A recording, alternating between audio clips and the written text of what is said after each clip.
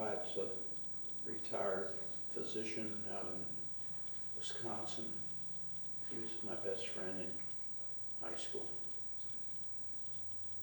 A hard-headed German. Oh God, is his head hard. Jeez, Betsy. Lovely. Great man. Great man. Great man. It was a pleasure to know him. It was a privilege to know him. Yeah. As his family got older, they migrated back to where the family had come from in the Midwest. And that's where he is now. Still living, still kicking. That's good. Yeah, he thinks so. Yeah. After high school, what did you decide to do?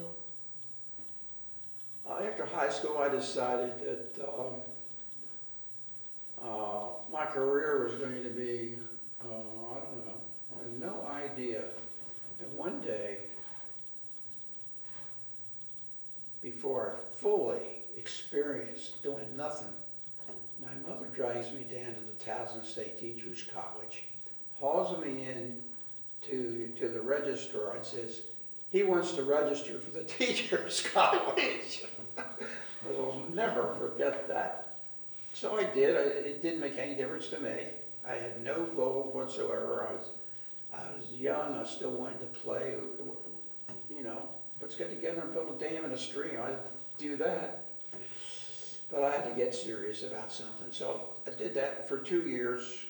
I kind of goofed off from the classes because the classes were the same as everybody else had to take.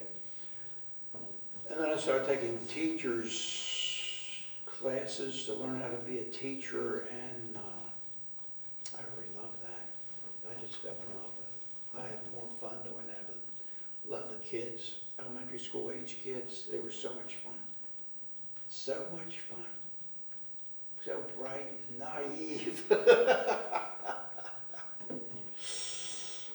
So it wasn't that you decided to become a teacher, it was that your mother decided for you? Well, she put me down there. I didn't have to stay, but I did stay because I just enjoyed it. I had, I did, I don't know how many months, 3.5, 4 months in Lockley Tall School. And that was a major experience because that was the teaching platform for a lot of folks.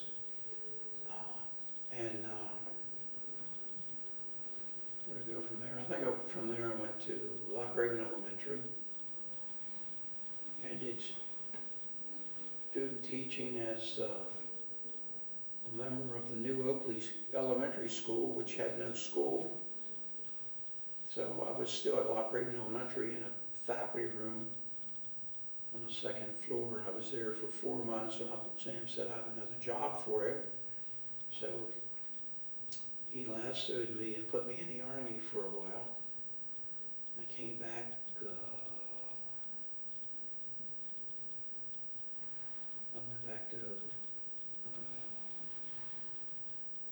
I came in to Berkshire Elementary in the East Side. Don Schwannebeck, great faculty. I really have respect for them. They worked hard, and you better be working hard or you disappeared. You didn't stay, and you had to love kids. And I thought that was great. Great models. Great models. Even though up here in the central area, we kind of snub our nose occasionally at people who are down the east side, but great people. You know, I was principal at Colgate Elementary for a year before coming up to Stoneleigh Elementary, and that was a great year. Found out I had relatives in the community. I don't think it went over too well because they didn't like the answers I gave them. They didn't like the answers you gave them? Well, they did stupid questions, and I give them the right answers, and that wasn't what they wanted. It's almost like they wanted me to agree with them because we were cousins, and no, that's not how it works. So You can ask Jim Long about that. I mean, he asked for my support and things. I said, you gotta be kidding, I don't believe in that.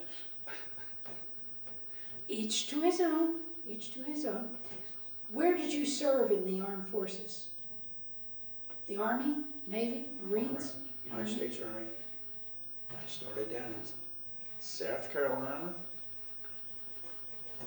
I went to South Carolina to, yeah, I did that. Where'd I go? Went to an Army base in the Midwest. Artillery base, which I should know. I don't recall. Were you ever in Oklahoma or Texas or Oklahoma. Oklahoma? Yeah. I was out there one Saturday in a sandstorm. Fortunately, we had inspection that morning because everything was covered with sand. I mean, the windows were closed, doors closed, sealed the best we could. The sand rolled in like everything was just open.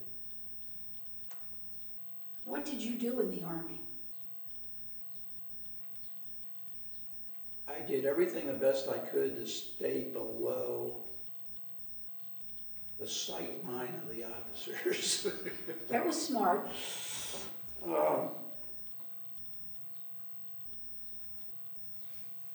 I did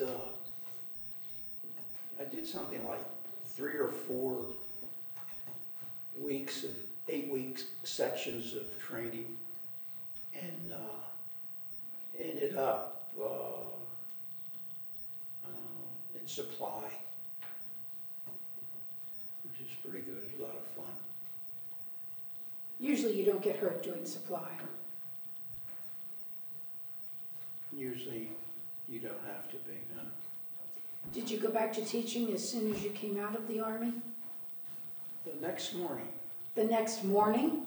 I left the base down in Virginia around 5 o'clock, came home, tried to adjust to being home, which I didn't for weeks. And the next morning, I was,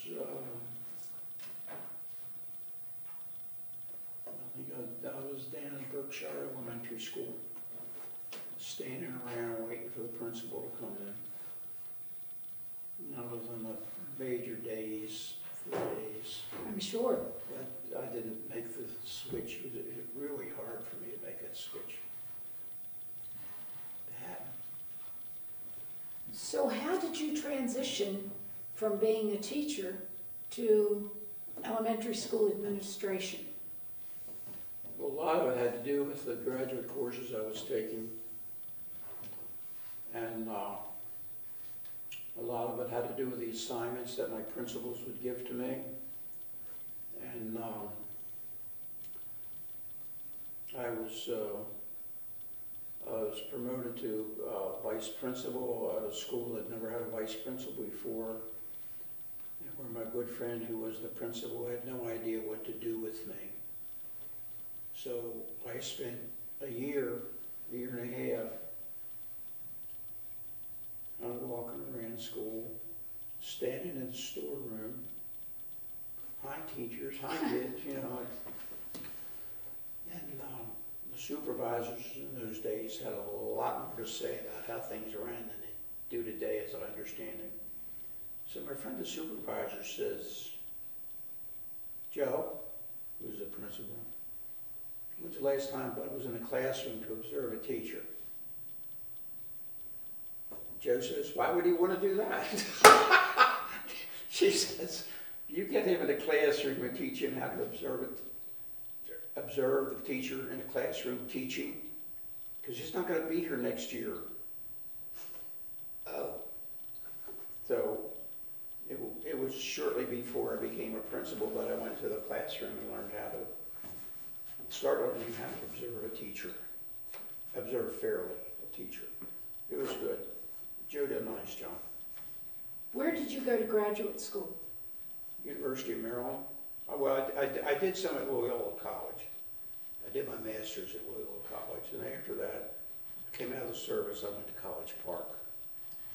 And I forget exactly, I guess I went to College Park because the courses I wanted to take were being taught at the University of Maryland, Baltimore County, downtown, and I just stuck with it, went on down to College Park. So the summer courses were in College Park, and the winter courses mostly were in Baltimore until I got near the end. then they were all down College Park. You got your doctorate. How did you pick your thesis topic? Oh, that was arduous. That was tough. How so? Because my advisor said, Bud, so-and-so and I are working on this project. We'd like you to do this for us. Love to, sure. So I did a project for them that included, as I recall, 70, I think it's about 74 teachers in Baltimore County. And tell you the truth, I don't recall exactly what we did, but whatever we did, it was used in the project that they were working on. And a guy who just got his doctorate ahead of me did not approve of my topic, and he refused to be on my committee. And he told my chair that was one of the stupidest, went on and on. What he didn't know was that it was the chair who gave me the topic. And he was going to be on that committee for college, that group. I don't know if he made it or not, they might have shot him. Well, his political astuteness had some polishing to be done. Yeah, probably. Oh, man. How did you enjoy being a principal? I'm sorry, I don't understand the question. Well, you went on to become a principal. Yeah. Were you just in the north central part of this county to be a principal, or were you a principal all over the county? Mostly it was in the central area, but I was at Colgate Elementary in the southeast section, and I did enjoy that. It was great, and I discovered that I had relatives living in that community, and that community is small. It has no growth opportunities as of today because they've got railroads, tons of them running this way. The clover leaf is out here, and the steel mill's down there, and you're kind of stuck. It's kind of framed in. Yeah, but I was very surprised. The guy says, "You know, I'm your cousin." I said, "How's that?" He went through all this stuff, and okay, fine. Did you ever act as an administrator over on the west end of the county? I was assistant principal at